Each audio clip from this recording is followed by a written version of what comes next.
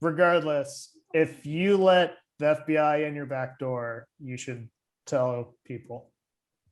Yeah, it goes back for me. It goes back to that FBI thing. Like, why the hell are you ignoring the FBI requests? Like, welcome to another Bourbon and Data Breaches, where we cover the top 5 most interesting breaches from this last week and one of our favorite bourbons. I'm Steve. Howdy, I'm Shu. Mickey.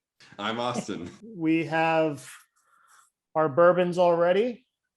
Nikki, what do you have for us this week?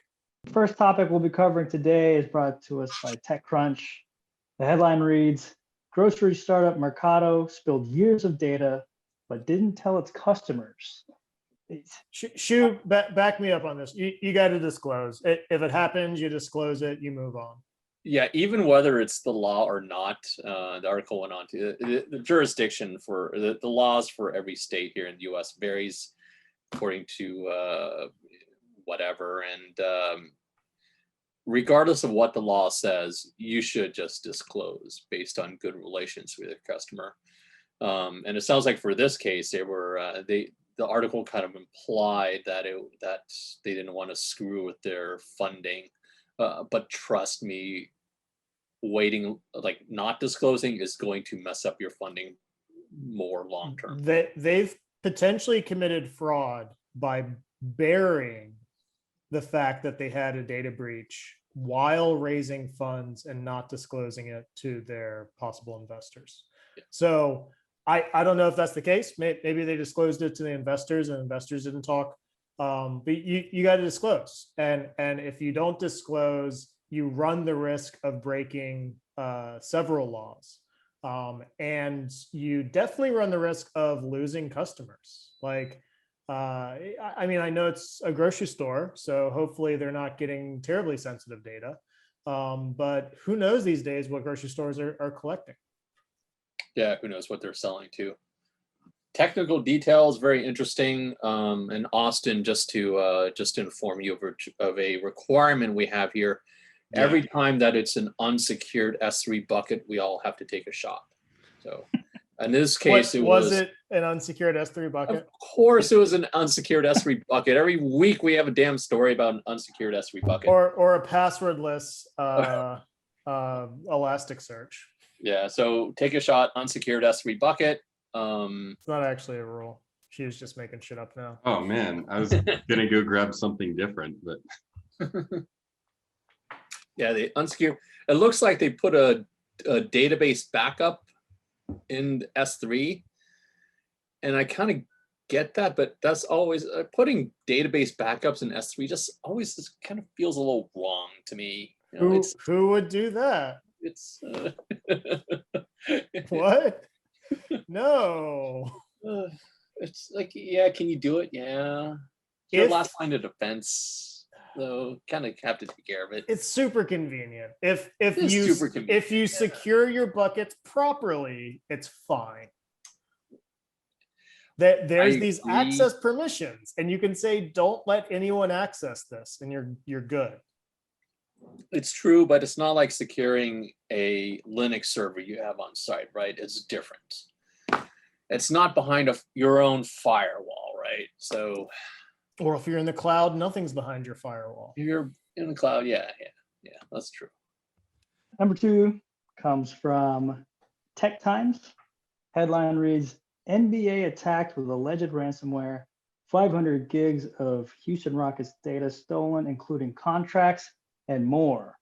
So the Houston Rockets have confirmed that this happened to them, but they are very confident that it's not halting their day-to-day operations. So don't worry. But yes, 100%. I find that hilarious. It's like, oh, it's not halting our day-to-day operations. Oh, you mean the basketball players can still play basketball? Like, I'd love to see a cyber attack that halts basketball. They're front facing. They're like, don't worry. What you people really care about, the basketball games, they're still going on. The baskets and the balls all still here. We're good. Still happening. Don't worry. Tune in. But the ransomware gang behind it was reportedly Babook. and Babook. we've covered them before recently. Babook's making some Uh, names. So, on our leaderboards of ransomware gangs, Babook has been mentioned multiple times. Nothing close to Revel, but what's your Babook's thoughts on newer. this story? Babook's Yeah. been around for much less time. So we've got some heavy hitters. You may say they're the Houston Rockets of ransomware gangs. First off, because of a lot of transparency rules, I'd be surprised if there was something really surprising that was. It had private contracts. Yeah, but like at high level, we know what contracts say, right? So it's like, I feel bad for the players because the players didn't sign up for this. The players had their information stolen, their family's information stolen, and they're already a high target. So this is just, Babook is probably targeting every single basketball player whose information they just stole to try to break into them personally. Yeah, and that includes like addresses and stuff, right? Addresses, phone numbers, social security So numbers.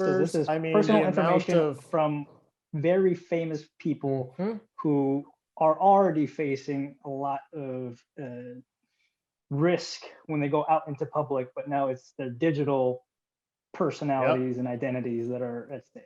phone numbers can lead to SIM swapping. SIM swapping can lead to stolen photos. Stolen photos can lead to TMZ. So it's a whole bad waterfall. I mean, what was it like? It was like 10 years ago.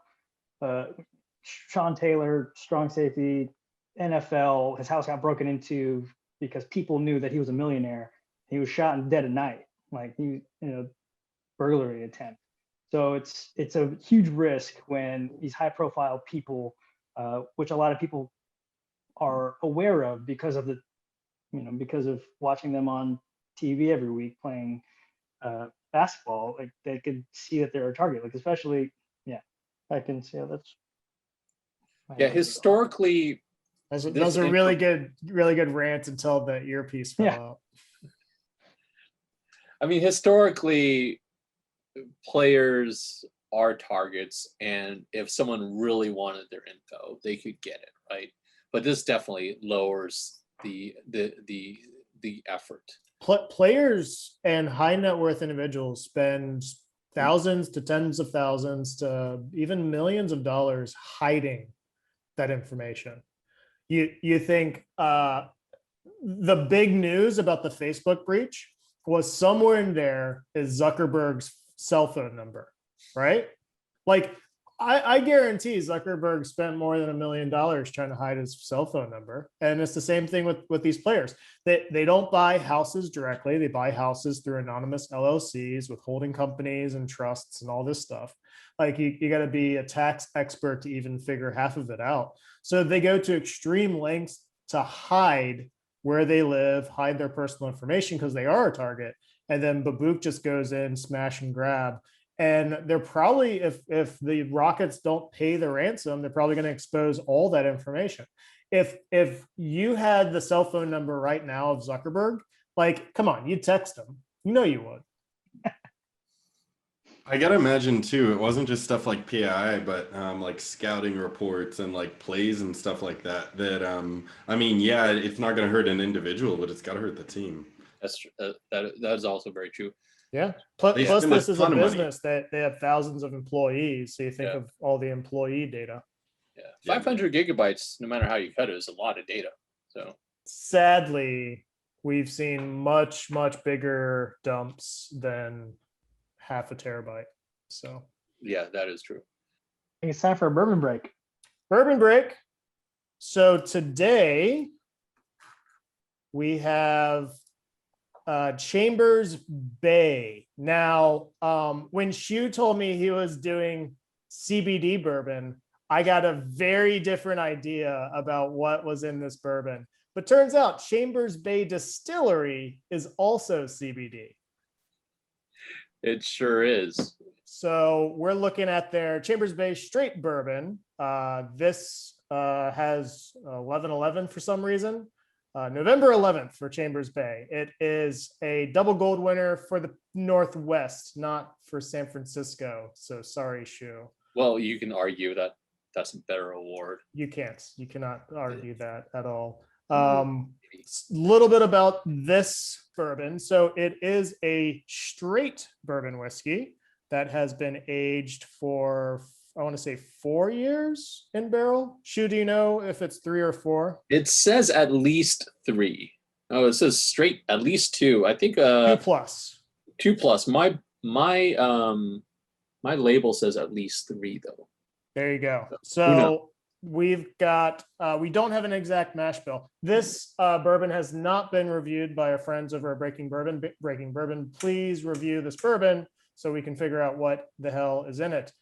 We do have a general mash bill that has rye, malted barley, and wheat with 51% corn, which is redundant because it's a bourbon. So that's enough about the bourbon. Shu, why don't you take us through a tasting? So beautiful traditional bourbon color, not too dark, not too light. I really like the color. Yeah, so smells like a bourbon. Anything you want to add to that? You want to expound on that a little bit, Shu? Yeah. Yep, bourbon. Actually, you know, it's interesting. It's not as strong of a smell. I was gonna like be pithy about this, but no, it's not as strong of a smell of bourbon as I've had before. So we'll see how this goes. It's sweet. Ooh, it's interesting. The first hit is very sweet. It tastes a bit light. It's 47.5% proof, alcohol by volume, 95% proof. It's got a little bit of a burn, but not too much. So it is a lighter bourbon, I think.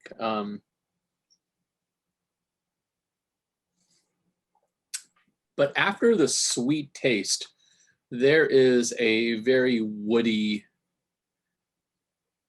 chocolatey taste. I wouldn't say chocolatey. I think maybe a slight caramel taste after that. How about a toffee? Ooh, toffee. Yes, I like that. A toffee, maybe. I'm reading the tasting notes. Would you also say there's a little bit of sea salted caramel in there? Caramel, sea salt. Yeah, maybe caramel. Sea salt. Yeah, caramel taste to it. It's pleasant. It's interesting.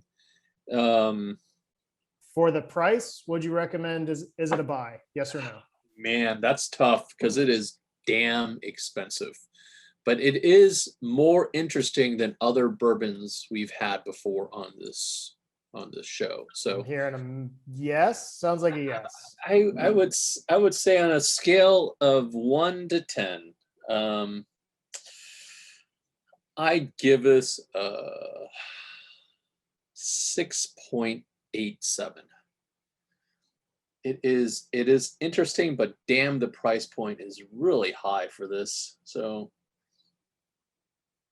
yeah, it for a light bourbon, I think it's one of the better light bourbons I've tasted. So I'll give it that. Would I drink it again? Yeah, I think I would, and I think I will enjoy drinking this bottle. Would I buy it again for this price? Maybe if I got like a fat bonus in the paycheck or something. So that's a no from Shu. Topic number 3 we'll be covering today comes from CBS News. Headline reads, Indonesia arrests hackers over $60 million US COVID-19 scam. I'm shocked that this happened because why would Indonesia care? Like, from a very selfish standpoint, 2 of their citizens just got $60 million richer. So let me put this in perspective for y'all. I personally know 3 people, former coworkers, that were sort of victims of this. They got an email from the Washington Unemployment Office or something, and just randomly saying, "Hey, we've got your claim for COVID unemployment benefits. You'll be getting money in like 2 or 3 weeks," or something like that. The state of Washington, and these three people were gainfully employed throughout all of this, so they were like, "What the hell?" They didn't know what happened, and they of course reported it as a scam. But the state of Washington, I understand, was one of the worst victims in this. The state of Washington got scammed for, let's see, 646 million. Yeah, so 60 million is less than 10% of what these two guys in Indonesia got away with. I guarantee you there are dozens, if not hundreds of more perpetrators around the world. Sadly, as cybercrime goes, 60 million is not a lot. You can do SIM swapping, which doesn't even take much technical know-how, and you can make tens of millions on your first year. And what they did was largely phishing attacks, so not the most sophisticated, but they made 60 million. I'm just surprised. I don't believe they have an extradition treaty with the US. They're far enough away. Like, I don't see why the hackers probably felt secure. Yeah. Fourth topic we'll be covering today comes from Bloomberg. Headline reads, Apple targeted and 50 million ransomware hack of supplier Quanta. Oh, here we go. So looking, and I forget the exact amount, and I can't pull it up right now, but they had a demand which gave like a 7-day 50 million. Yes, but on the last one we covered right before I'd left Hawaii, they had a demand that was X amount, and they said, "Hey, pay this by this date, or we're going to double it." Did they say anything like that on this one for 50 million that could jump to 100 million? Or are they just saying 50 million? They didn't say we're going to double it, but you see that last sentence right there. So we did a lot of sanitation. This is the hack notice, hack cache. You can view the darknet safely, or mostly safely. It may offend your sensibilities. But you see right there, it says, we recommend that Apple buy back the available data by May 1st. They're not saying how much it's going to cost Apple, but I guarantee it's more than 50 million. And I have looked at this. You've got full tech specs for the iMac that was released yesterday. So they sort of stole the thunder from Apple's big announcement yesterday. Intentionally. Like they didn't say there was going to be like 12 colors. So kudos to you, Apple. You got us there, but they had like full chip designs and all that. So this ReEvil, they are typically known as the funny ransomware gang. They're like the Phoebe of the group. But this time they've got a juicy target. So we'll have to see what happens. And this is targeting Quanta, which is a supplier out of Taiwan.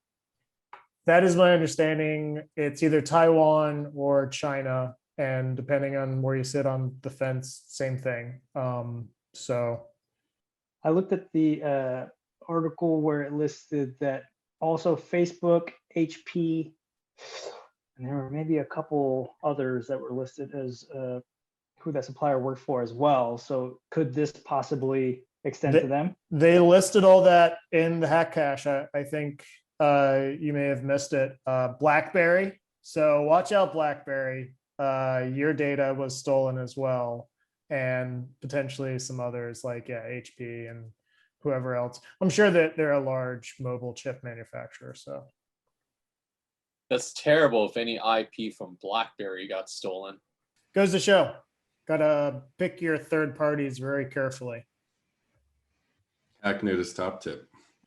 Non sequitur. Austin, I see your name is Stylo. What's Stylo? So Stylo in a nutshell, I mean, most companies are sitting on a gold mine of unstructured customer data, whether that's emails, call transcripts, support tickets, anything like that, without any way of understanding it. And what we do is give you insights into what your customers are saying so you can conquer churn and really create those long-lasting relationships. Very cool. if you happen to have a large amount of unstructured data sitting on S3, We can analyze it for you. they can analyze it, and then ReEvil can steal it. Yeah. ReEvil, if you're watching this. Better stylo analyze your data than say Kuba or ReEvil. Yes. No doubt. Well, I think we made it to the last story, Mickey. Topic number 5 we'll be covering today comes from Interesting Engineering. Headline reads, Court permits FBI to hack computers around the US to eradicate a hack. Back me Removing up malicious on this show. Web shells? Do you agree this is horrible? I would say that the FBI acted in good faith, according to every story that happened, but the precedent here is very, very horrible, as you say. I do not like the precedents of what happened. So does that mean like So the companies did nothing wrong other than running an unpatched server that was then taken over by China, most likely China. And these servers then had shells installed. So to break it down, a shell is basically just the ability for a hacker to run random commands and programs on that server. This all comes from a story we covered before where there's a 0-day on Microsoft Exchange servers. And this was known by China, and China just started brute forcing and taking over all these servers, right? So the proper way, and the way that we've been doing this for forever, is you find the server, you find out who it belongs to, and you send them a letter and you say, hey, by the way, you're running an Exchange server, China just took it over, you need to go and fix your shit, right? That's the way it's always been done. You see a problem, you notify whoever owns that server. If they don't respond, you go to the host provider, and the host provider shuts the server down, right? This has all been done before. Okay, to interrupt you, it sounds like the FBI got to that point, according to other news outlets. It got to that point, but they did not go to the provider at that point. The FBI decided to take action on their own. The which FBI is unprecedented. entered a server and fixed it. At this point, if this was my server, I would burn it with fire. At this point, if I owned a server, I'd be embarrassed to, like, oh, what am I doing? Like, my whole career has been a sham. Why am I not patching why this are you myself? running your own Exchange server to begin with? Exactly, I don't think the problem It's safer here, than the cloud, Steve. running your own server is never safer than the cloud. Not for email. Look, running your own email server has been a dumb idea for the last 10 years. Yeah, If you're still running your own email server, you either are doing some sketchy ass shit, or you don't understand that you can just outsource this. Okay, call back to their earlier discussion. Should they disclose that they've now been double breached once by the FBI? Is it a breach if the FBI does it? And Yes. Yes. Is it mandatory disclosure? Yes. Yes. Yes. Yeah. Anytime agree. anyone gives you data, Yep. and that data is supposed to be protected, and you fail at that, you need to disclose it. Well, that's like every vulnerability ever, though. No. We're talking very specifically. I am going to give you data that you want and ask for. Yep. Inside of there is typically either an implicit or explicit agreement. Certainly. Here's my data. Don't fuck it up. And if you let anyone see it, and this has actually been a big issue. I'm glad you brought it up. There have been companies, critical infrastructure companies, that have had canaries. They've had these web pages that they keep updating and keep refreshing. And the web page basically says, if we ever have to let the NSA in and give them a back door, we legally can't update this page. And by omission, you know that we're no longer safe. There's been a lot of VPNs that have had this sort of setup. It's been a hot topic where you these days really can't trust any of your vendors. You have to pick web services, but how do you know who to trust, and how do you know what they're doing behind the scenes? I have a VPN we use for work, but who knows what agreements they have with the FBI and the NSA. So it's incredibly hard to trust anyone. And if I voluntarily give my data to you and anyone gets access to it, even law enforcement, you got to disclose it. Legally, you may not have to disclose it, but there's a difference between legal and ethically, you should. I would agree, but let's not forget the big picture here. The people are in this situation because they are U.S. citizens that ignored a notice from the FBI. Do you all think they're gonna like actually disclose? No, but that's the problem we have, is we do not have a national disclosure law. We have 24 states with 24 different disclosure laws, and then we got all the other states with none, right? Right. So that if you are relying on the law to dictate how security should work, you're in for a bad time. That is very true, and I will agree with you. You can't rely on regulation. You can't rely on laws. You have to rely on security best practices, and you have to rely on the trust agreements between services and their customers. And any service that has customer data that is either hacked by the FBI or REvil, right, should tell you, because you are now a victim by proxy and you're going to be targeted. Yes, that is true. I agree with that. Like, also, if you have an STD, Shu, are you legally required to tell people? I think that depends on the STD and the jurisdiction, right? There you go. But you're ethically required to tell people. Ethically is such a strange word, you know? It is. You are culturally required, morally required. Well, are you talking about like American Shu, Texan Shu, Hong Konger Shu? I mean, there's a lot of like different identities here. So I think this one's pretty black and white. Regardless, if you let the FBI in your back door, you should tell people.